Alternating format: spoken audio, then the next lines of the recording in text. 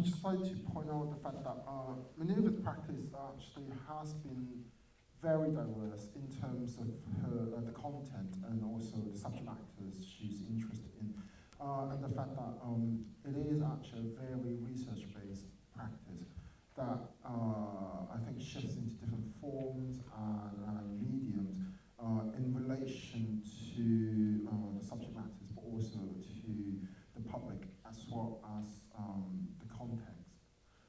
But tonight, what she's going to talk to us about is actually based on the works that we just saw, and that would be a certain aspect of her practice that made references to the popular culture history as well as Hollywood as an industry.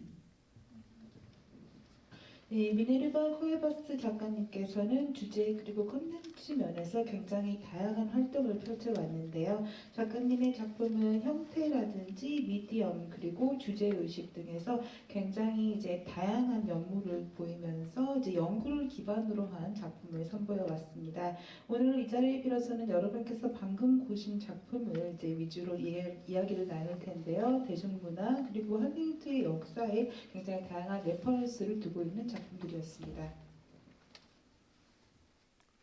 So maybe we can hear from Minerva now, and then we will actually then go into a conversation. 네, 그러면 작가님께 마이크 넘겨보도록 하겠습니다. Good night. I'm very glad to be here. I just want to thank the Biennale team that made it possible. I'll start by presenting the work you just saw. In fact, it's only 2 video clips of the large installation, that is this one. Basically, I developed the idea of a comic strip, so each character had an influence of 2 different superheroes, so it's some kind of hybrid character. The first one, well, sorry. Yeah, the whole structure was very much based on this comic strip simultaneous movement installation. Also, it was simultaneous sound. 네, 먼저 이 자리에 함께하게 돼서 굉장히 기쁘게 생각을 하고요. 이번 행사를 마련해 주신 서울 미디어시티 비엔날레 팀에게 감사 인사를 드리는 바입니다. 오늘 이 자리에 들어서 여러분께서 방금 보신 작품에 대해서 발표를 짧게 드리도록 하겠는데요. 첫 번째, can you go back to the first slide?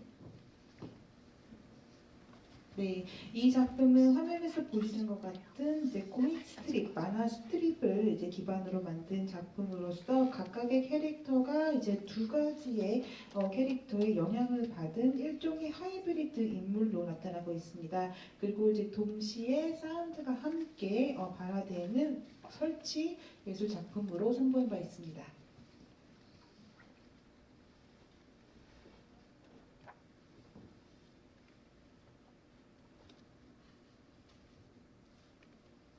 So this first character, she's called Salvia, and she's the wise girl, and she's half Catwoman, half Green Lantern, and her role, her monologue was very much about the history of Hollywood and all the film industry based in Hollywood. And she basically bases the monologue on one book called The Hollywood Renegades. 네, 그리고 첫 번째 보여드릴 캐릭터는 살비아라는 이름의 굉장히 똑똑한 소녀 인물인데요. 이 인물은 반은 캣우먼, 반은 그린랜턴에 기반을 둔 인물입니다. 이 인물이 독백은 할리우드의 역사 그리고 할리우드에 기반을 둔 영화 산업에 대한 내용을 다루고 있는데요. 이것은 할리우드 레네게이드라는 책에 기반을 두고 있습니다. So for me, it was important to refer to Hollywood and the film industry because this work was exhibited in Los Angeles in the gallery of a university. 네, 이 작품에서 할리우드의 역사와 영화 산업에 대해서 언급하는 게 굉장히 중요했는데요. 이 작품은 LA so her role was basically telling this part of the history of Hollywood that connects the industry to somehow early piracy, because these big Hollywood companies avoided paying patents to Edison for the kinetoscope and the film, the material, to produce the movies. So that was one of the reasons why Hollywood moved from New Jersey to California, apart from having more sunlight to expose the film. So basically the industry itself is based on all this piracy and running away from the legal consequences they had in New Jersey. So she's in charge of being this wise little girl talking about this part of the history of Hollywood. 네, 그래서 이 현명한 소녀가 가진 역할은 할리우드의 역사를 이야기하면서 그것이 어떻게 영화 산업과 연결되어 있는가를 설명을 하는 것인데요. 할리우드 역사 초기에 팽배했던 해적판이 어떻게 에디슨에게 그 초기 영상에 대한 특허 비용을 지불하지 않고 많은 대규모 영화 제작사들이 영화 산업을 부흥시켰는지를 설명하고 있습니다. 바로 이런 이유 때문에 영화 산업이 뉴저지에서 캘리포니아로 이동을 했고, 물론 이제 필름을 위한 일광 노출도 굉장히 중요한 이유 중에 하나였습니다. 그래서 이러한 이제 해적판이 이제 할리우드 영화 산업에 큰 영향을 미치면서 이에 따르는 법적인 결과에 아무도 책임을 지지 않는 그런 결과를 초래했습니다. So this second character, he's this mix between Spider-Man and a Mexican wrestler.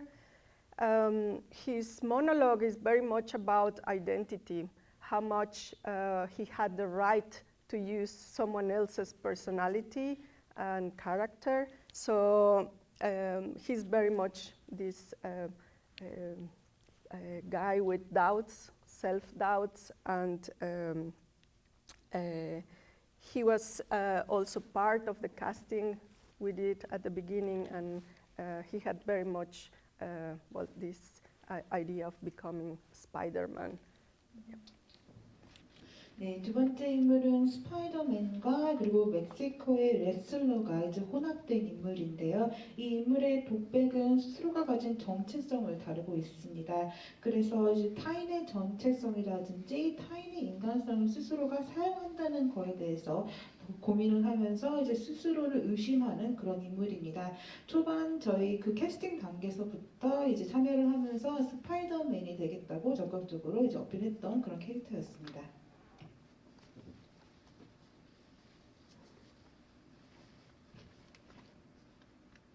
This third character that you saw, she's called Liberdade, and she's very much talking about struggle, if it's still worth the fight for social struggle, and she's a mix between Wonder Woman and also boxer, which boxing is also very popular in Mexico, so she's referring to this as well.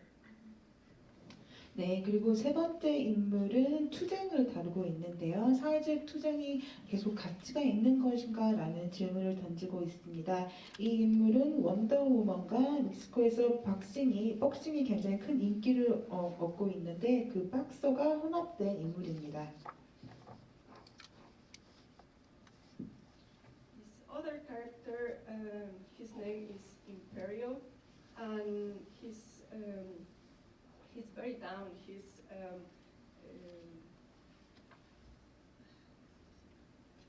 disappointed about the American dream, how he feels defeated, and all his speech, his monologue is about this, and he's the hybrid between Captain America and Superman. 네, 다음 인물은 임페리얼이라는 이름의 인물인데요. 이 인물이 하는 말은 아메리칸 드림에 대한 실망감과 패배감을 안고 있습니다. 이 인물은 캡틴 아메리카와 슈퍼맨이 혼합된 인물입니다.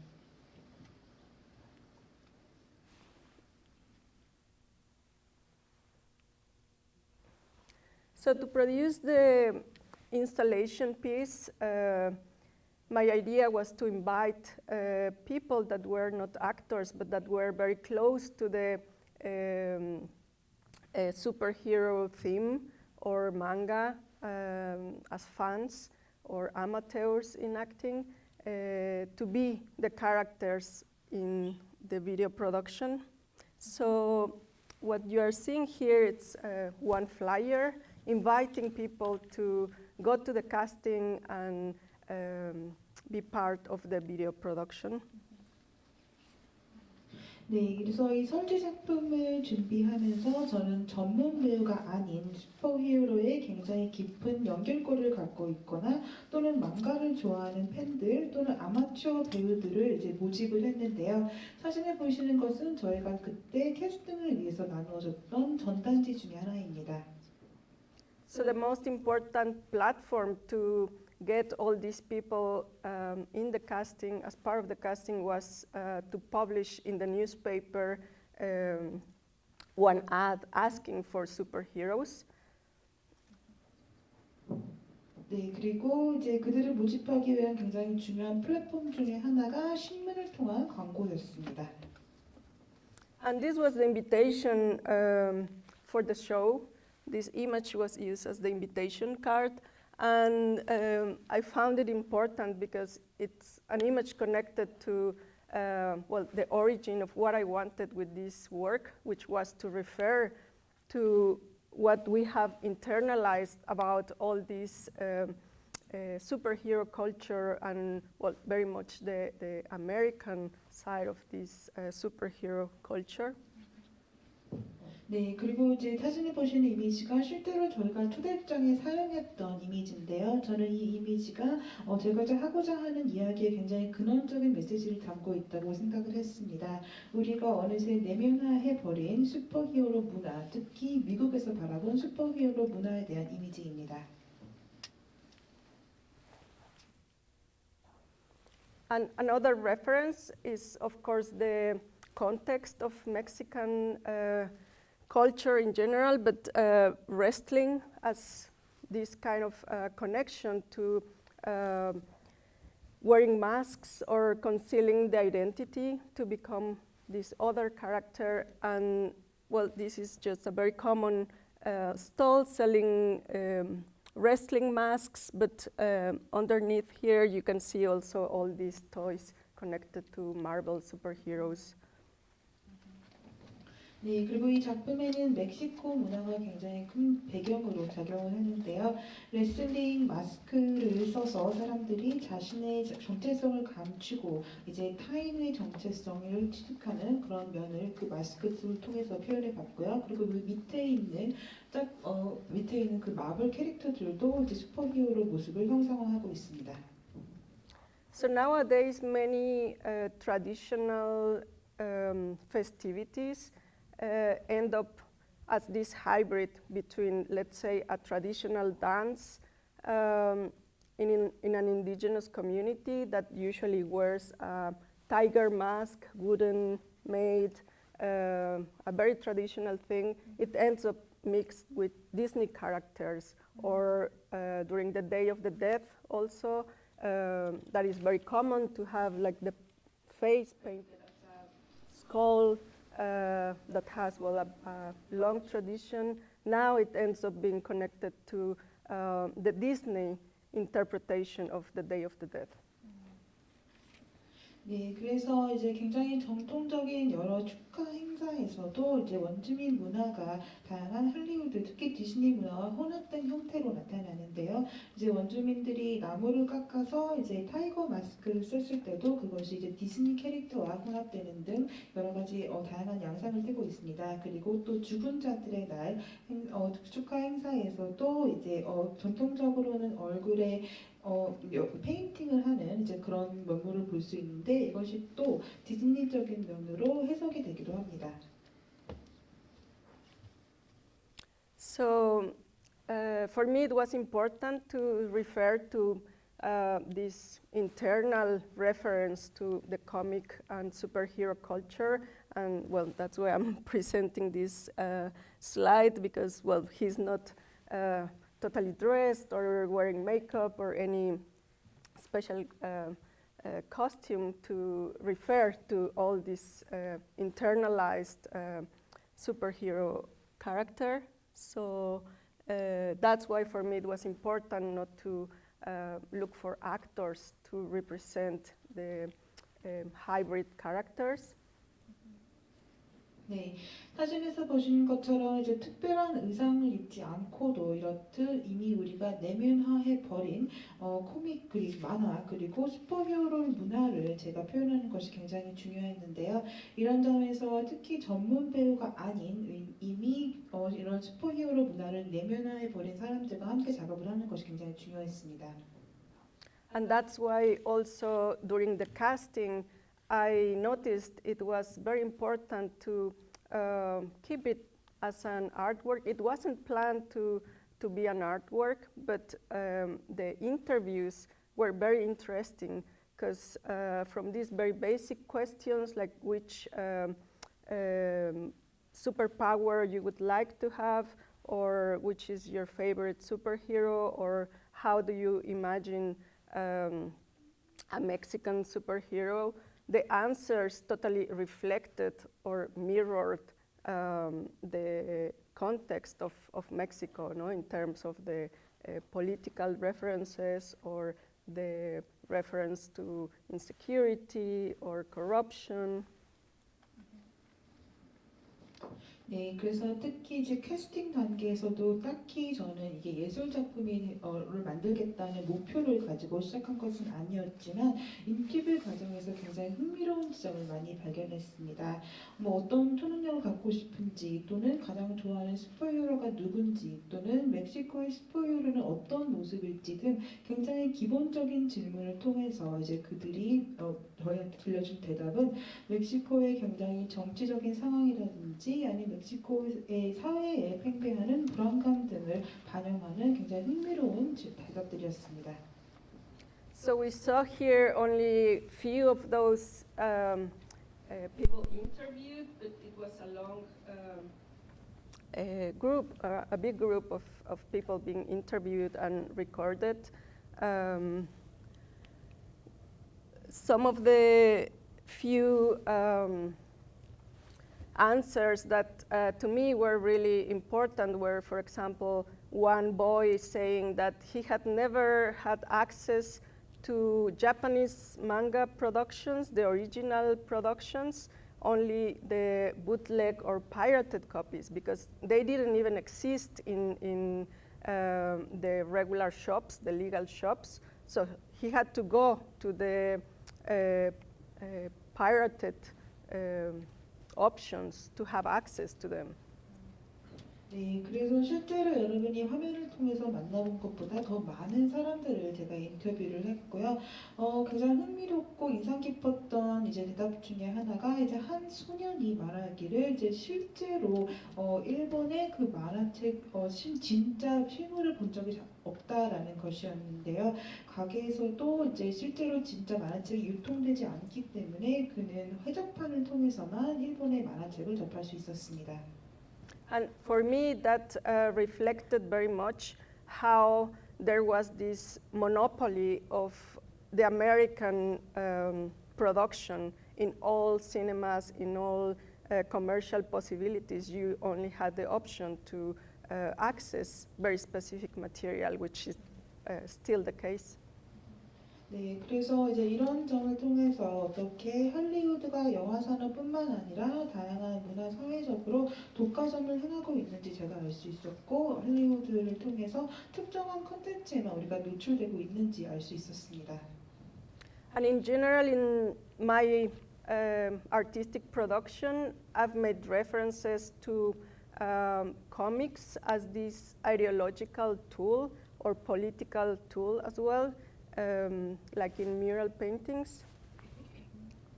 그리고 저는 저희 예술 작품을 통해서 만화책, 코믹을 굉장히 이데올로기적이고 정치적인 하나의 도구로 사용을 했습니다. 예를 들어서 벽화 등을 통해서요. In this picture, we are seeing the installation at Sao Paulo Biennial. 네, 상파울로 비엔날레에서 선보인 철지 작품입니다. So it's very much based on the aesthetics of comic books, and it's very much a landscape of Brazil as a country, the resources starting with the Amazons, then the economy, the airline company that was bankrupt at that time, reference to urbanization, also to the indigenous. 네, 그래서 이 작품을 보시면 이제 브라질이라는 나라가 갖고 있는 이제 전적인 하나의 이제 조망도를 볼 수 있는데요. 아마존에서 시작을 해서 이제 어떤 경제가 발전됐고 또 당시에 파산했던 항공사에 대한 레퍼런스도 담고 있습니다. And at the same time, it was a reference to the companies that are exploiting all these natural resources there, from the agricultural resources to land, and the connection to the indigenous land that has been taken. 네, 그리고 동시에 다양한 이제 기업들이 어떻게 농업이라든지 토지 또는 이제 자연문화 작품들 또는 이제 그 원주민들의 땅을 빼앗는 등 그런 어떤 약탈을 임삼고 있는지도 이제 레퍼런스가 담겨져 있습니다. So in general, in Brazil, the comic culture is very big. And to paint this mural, I got help also from graffiti artists. 네, 브라질에서는 이제 만화 산업이 굉장히 흥행을 누리고 있어서 이 작품을 완성하는 데 있어서 그래피티 아티스트들의 도움도 받았습니다. This other example was developed more linked to the aesthetics of graphic novels. And in this case, it was painted in Dallas, in Texas. It's also a landscape of the industry, and it uses animals as characters. And for this one, I got help from painting students. 네, 그리고 다음은 이제 그래픽 노블의 미학에 좀 더 접근한 작품인데요. 텍사스 달라스에서 완성된 작품입니다. 그 지역의 산업을 이제 조명하고 있는 작품인데 이 작품은 그 동물들을 이제 캐릭터로 사용을 하고 있고 이 작품의 완성을 위해서는 그 미술 학도들의 도움을 받았습니다. So in this case, the animals were referring to the indigenous origin of the land, also to immigration issues, and the industry, like the oil industry, but also the electronics. 네, 그래서 동물들을 이용해서 뭐 원주민의 토착 문화라든지 이민 문제 등 다양한 산업 문제를 담고 있습니다. So another main reference for me is how much culture or resistance at the end has to do also with this mask or generating these alternative personalities, not only as individuals but as groups. In this case, this is a real politician that decided to get dressed as a superhero. 네, 사진에 보시는 모습은 이제 어떤 정치인이 이제 슈퍼히어로 의상을 입고 있는 모습인데요. 제가 주목하는 것은 어떻게 이런 투쟁이라든지 다양한 활동들이 가면을 통해서 이제 개인적일뿐만 아니라 집단적으로 이제 제2의 정체성을 취득하는가 하는 것입니다. So he decided to be named Super Barrio, Super Neighborhood, and defend the people that was going to be evicted from poor housing situations. And he started doing this in the 80s. 네, 이 슈퍼히어로의 이름은 슈퍼 이웃이라는 뜻을 갖고 있는 슈퍼 바리오고요. 자신들의 집에서 쫓겨나 위기에 있는 사람들을 위해서 80년대부터 활동을 펼쳤습니다. So he was already a politician, but generating this alternative personality, he gained popularity and ended up being the symbol of housing struggle in the city. 네, 그는 이미 정치인이었지만 이렇게 제2의 정체성을 통해서 많은 인기를 얻고 이 도시의 주택난을 상징하는 인물이 되었습니다. So adopting this personality, he also got related to theories, like, well, in this case, he's in this picture with Noam Chomsky. So somehow he manages to elevate this political persona and background only through the figure of a superhero and the character. 네, 사진에 보시는 이제 모습은 노암 촘스키와 함께 사진을 찍은 이제 그런 모습인데요. 이런 이제 슈퍼히어로라는 새로운 정체성을 통해서 이런 정치적인 페르소나를 다양한 사회적 문제와 연결시키는 데 성공했습니다. So until today, it's possible to see around the city the houses that are being defended from evictions, painted with graffiti and his symbol of Super Barrio. 네, 아직도 도시 곳곳에는 이제 이들이 지키고자 하는 이런 주택들이 슈퍼 바리오의 심볼로 이제 그 표시가 되어 있는 모습을 찾아볼 수 있습니다. So for me, it's one way in which the mask, instead of hiding, it projects something much more popular. Like in another case, as a Mexican also reference, the Zapatista army in the area of Chiapas who are wearing masks, and it's very much a guerrilla movement, but through developing literature and very specific graphic production, they were kind of friendly, no? Seen as a very different force or community, and not as a guerrilla movement. 네, 이렇듯 가면이라는 것이 이제 우리의 정체성을 숨기는 것이 아니라 이제 새로운 면을 선보여서 더 많은 인기를 끄는 것이 굉장히 흥미롭게 다가왔는데요. 이는 멕시코 치아파스 주에서 활동하고 있는 사바티스카 민족해방군과도 굉장히 긴밀한 연결고리를 갖고 있습니다. 그들은 물론 게릴라로 활동을 하고 있지만 다양한 문학적 그리고 그래픽 제작이라는 활동을 통해서 굉장히 친근하고 이제 굉장히 새로운 이미지로 사람들에게 다가갔습니다.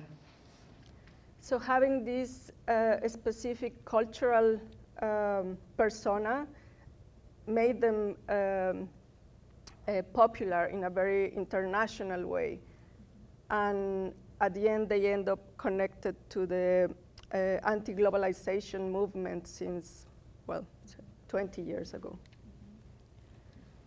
네, 그래서 이제 이렇듯 특정한 어떤 문화적인 페르소나를 통해서 그들은 국제적으로 큰 인기와 유명세를 떨치게 되었고요. 그리고 20년 전에 대두됐던 반글로벌화 운동과도 이제 그걸 상징하는 그런 운동이 되었습니다. So it was this mediatization of their indigenous movement what made them survive as well. 그래서 이제 이런 원주민 운동의 일환으로도 그들은 계속해서 이제 생존해 나가게 되었습니다. From being these small indigenous communities, the forgotten ones in the country, having this international projection made them a very strong movement. 네. 어떻게 보면 잊혀졌던 시골에서 활동하던 작은 원주민 공동체가 이렇듯 이제 국제적인 유명세를 얻게 되면서 계속해서 활동을 펼쳐나갈 수 있었습니다.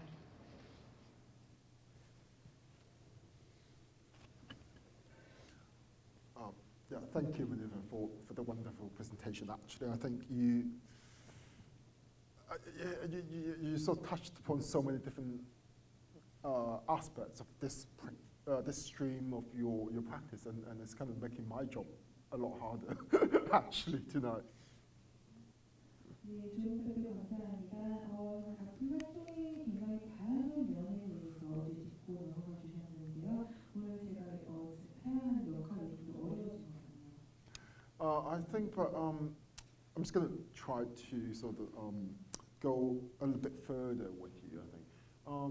Besides, because the two works that we saw tonight from you, they were shown in LA. And I think, with your practice, you sort of really sort of think about the location, the specific context, and developed the works from there. But besides that, it seemed to me that your research about the superhero culture and popular culture, comic book, and all that, a lot of the references are quite Mexican related, specific even. So how did you make that jump from the research then to produce something that is about American culture? Because you mentioned, the disappointment of American dream, something that's much more about the Hollywood industry as well. 네, 그래서 오늘 선보이신 두 작품은 이제 LA에서 이제 그 장소를 염두에 두고 제작하신 걸로 제가 알고 있습니다. 하지만 작가님께서 이제 진행하신 연구라든지 사전 리서치를 보면 뭐 대중문화라든지 만화책 또는 슈퍼히어로 문화가 굉장히 멕시코와 긴밀하게 연결되어 있다는 것을 알 수 있는데요.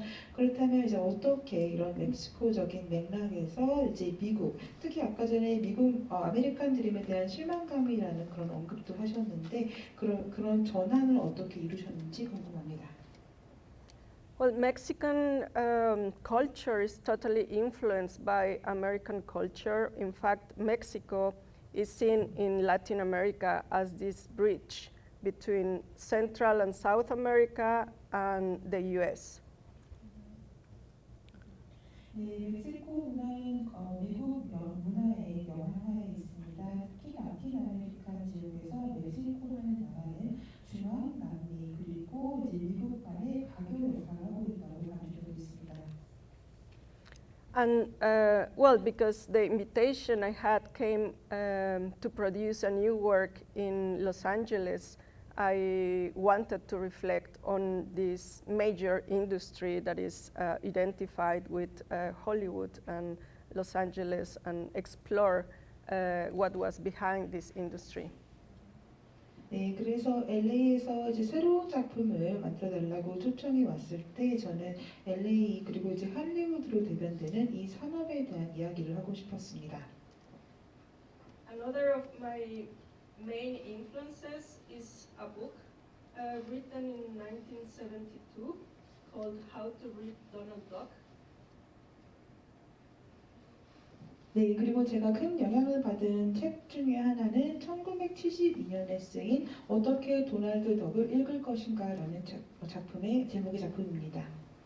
So this book written by Ariel Dorfman very much uses and explores the character of Donald Duck as this metaphor of bourgeois ideology and imperialism. 네, 그래서 이 책에서는 저자 아리엘 도프먼이 도널드 덕이라는 인물을 사용해서 부르주아 그리고 제국주의를 굉장히 은유적으로 표현하고 있습니다. And the book generated a big reaction not only in Latin America but around the world. No, how this character could be attacked. No, this figure connected to healthy culture or children culture could be analyzed in that way. 네, 그리고 이 책은 발표되자마자 비단 남아메리카뿐만 아니라 전 세계적으로 굉장히 큰 반향을 불러일으켰는데요. 굉장히 건강한 이제 아동 문화의 일부분이라고 여겨졌던 이 캐릭터가 이렇게 새로운 방식으로 해석될 수 있다는 것에 굉장히 놀랐습니다. But I mean, it's evident because of the content of this comic book production that, well, if you see Donald Duck dressed as with the Nazi uniform, or having an adventure in Africa where Africans are depicted in the most grotesque, stereotyped way, then, well, it's evident this kind of content is part of the intention of producing this kind of comic book. 하지만 이제 뭐 도널드 덕이 나치 유니폼을 입고 있는 모습이라든지 아니면 굉장히 전형적으로 그로테스크하게 표현된 아프리카 대륙을 탐험하는 이제 그의 모험이라든지 이런 모습을 살펴보면 이제 실제로 이제 도널드 덕이라는 인물 제작 이면에 감춰진 새로운 의도를 읽을 수 있게 됩니다. I also found it very interesting when you sort of mentioned, you touched upon that quite a lot already in a sense, but I found it really interesting that you mentioned comic books, and I think we can sort of expand that a little bit into sort of perhaps superheroes and other forms of entertainment or popular culture as a political tool, being used and employed as a political tool. And you were just saying that Donald Duck, how to read Donald Duck and how to understand or interpret Donald Duck, and often these characters have been used as some kind of tools as well, perhaps not entirely political, but also other reasons, propaganda reasons, perhaps. So in your view as an artist, and it seems that you have also utilized that as well. Can you talk a little bit more about it? Can you elaborate on that? Why would you be so interested in doing so, I think? 그리고 이제 그 만화 체험이라는 것, 그리고 이런 대중문화적인 요소들이 어떻게 정치적인 기본을 살릴 수 있는지에 대해서 말씀해 주셨습니다. 방금 말씀해 주신 어떻게 문화를 읽을 것인가 연습을 봐도 그냥 그 문화적인, 대중문화적인 그런 캐릭터들이 어떻게 보면 프로파간다, 선전물 같은 이제 같은 용도로 이제 이용될 수 있다는 점을 알 수 있는데요. 그 점에 대해서 좀 더 많은 이야기 부탁드리겠습니다. Well, I think our own personal imaginaries, especially the ones connected to politics, are already influenced by media, but also branding, for example. And sometimes I analyze it as a photograph or the photographic process that has a positive and a negative. And sometimes I think it's very easy to recognize in the branding, in all the advertising, also what is not as what is not represented with this advertising. In some cases, it could be also American companies exploiting the agricultural resources of Central America, and how that has also been connected to taking the land and all these resources or colonization. 네, 정치적인 그런 정치적인 요소들이 이제 미디어뿐만 아니라 브랜딩이라든지 또는 이제 광고에서도 어떻게 보면 우리가 분명히 발견할 수 있다고 생각을 하는데요. 이런 브랜딩 또는 이제 광고에서도 긍정적인 그리고 이제 부정적인 면모를 우리가 발견할 수 있겠습니다. 동시에 그 이면에 놓여져 있는 굉장히 비가시적인 요소들에 대해서도 우리가 생각을 해봐야 된다고 생각합니다. 예를 들어서 어떤 이제 그 미국 기업이 중앙 아메리카의 뭐 토지라든지 이제 다양한 그런 자원들을 이렇게 착취하는 이제 그런 양상에 대해서도 우리가 생각해 볼 수 있겠습니다. So for me, it's part of a strategy. Is using the same tools to then question these processes or these ideologies, and also. My intention is to access what we already have in our system. For example, advertising that we see, we cannot really erase it from our minds. The brands we recognize is because they are already using part of our memory and kind of data, internal data. So could be seen a little bit like hacking someone's memories, no? But for me, it's quite extraordinary that we are never asked for permission to get all this advertising and influence, and then why not react to it or use it also as a tool to question it. 네, 그래서 이제 저희 전략 중에 하나는 이제 이러한 도구, 이제 동일한 방식을 사용해서 이러한 일들이 행해지는 과정이라든지 또는 이데올로기에 다시 질문을 던지는 것인데요. 우리는 이미 이제 많은 광고라든지 또는 브랜드가 이제 우리 내면에 많은 기억으로 남아 있습니다. 그래서 어떻게 보면 이런 내면하던 데이터에 제가 접근을 한다는 것 자체가 누군가의 마인드, 누군가의 그 기억을 제가 해킹을 하는 것 같은 그런 느낌이 들 때도 있는데요. 이제 그런 기억이라는 도구를 사용해서 말씀드린 것처럼 저는 이제 질문을 던지는 역할을 하고 있습니다. I actually don't, just based on what you said, I would like to make a leap because we don't have that much time. So I'm going to just jump to something that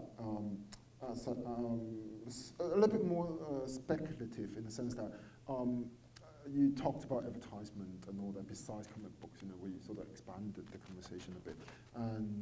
But as we all know, forms of media have shifted so much over the past decade or so.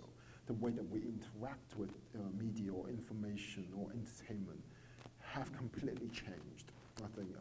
So what do you think about that? And do you think the new forms or new ways of interactions could be then utilized as strategies as well? 네, 이제 뭐 코믹북뿐만 아니라 광고에 대해서도 말씀을 해주셨는데요. 미디어라는 것은 형태 면에서 굉장히 큰 변화를 보여왔습니다. 동시에 우리가 미디어와 소통하는 방식도 굉장히 크게 변화했는데요. 이런 새로운 형식 그리고 소통의 방식이 새로운 전략으로 사용될 수 있다고 생각하시나요? Well, I think they are being used already or being used to react already.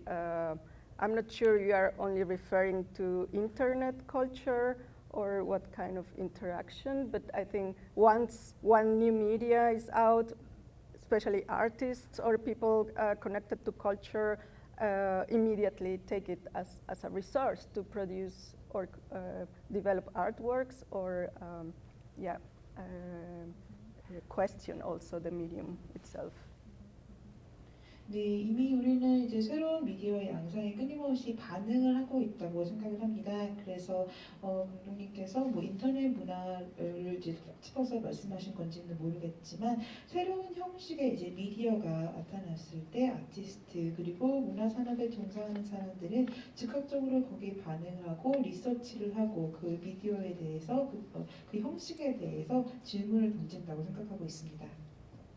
In fact, I think that in early internet, it was the new media art that influenced a lot of the development of the internet and, for example,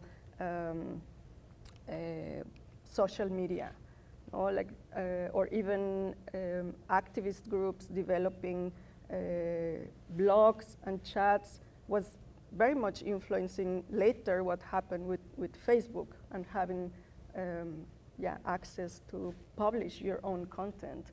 No, I think it was before the commercial version of it, it was activists, the ones using those medias or trying to stream video. 네, 그리고 이제 초기 인터넷 단계에서 뉴 미디어 아트가 인터넷의 발전에 굉장히 큰 영향을 주었다고 생각을 하고요. 특히 그 SNS 소셜 미디어의 발전에도 이제 큰 영향을 끼쳤다고 생각을 합니다. 다양한 형태의 이제 운동가들이 블로그라든지 또는 영상 스트리밍을 사용한 방식이 나중에 페이스북 등을 통한 이제 셀프 퍼블리싱에 굉장히 큰 영향을 미쳤다고 생각을 하고 있습니다. When I was a child, I never really got into video games, but now, because I want to learn and connect to my niece and nephew, I bought an Xbox to learn to play it. I mean, it's like my homework to learn to play with the Xbox and learn about this new narrative and how you're able to change the outcome of something. It's a totally different language. So yeah, that's in my case, that's my homework nowadays.